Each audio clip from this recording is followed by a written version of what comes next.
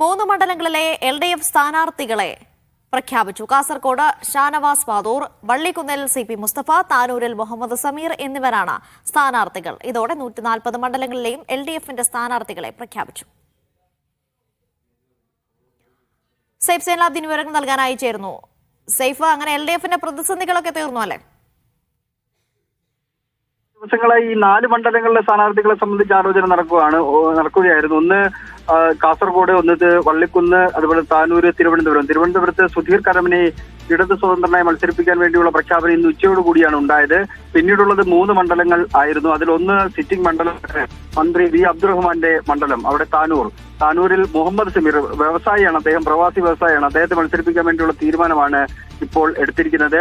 വള്ളിക്കുന്ന് NCPയുടെ സീറ്റാണ്, അവിടെ CP മുസ്തഫയെ മത്സരിപ്പിക്കാൻ വേണ്ടിയുള്ള തീരുമാനം ഇടതുമുന്നണി എടുത്തിട്ടുണ്ട്. കാസർഗോഡ് ഷാനവാസ് പാതൂറിനെ മത്സരിപ്പിക്കാൻ വേണ്ടിയുള്ള തീരുമാനമാണ് എടുത്തിരിക്കുന്നത്.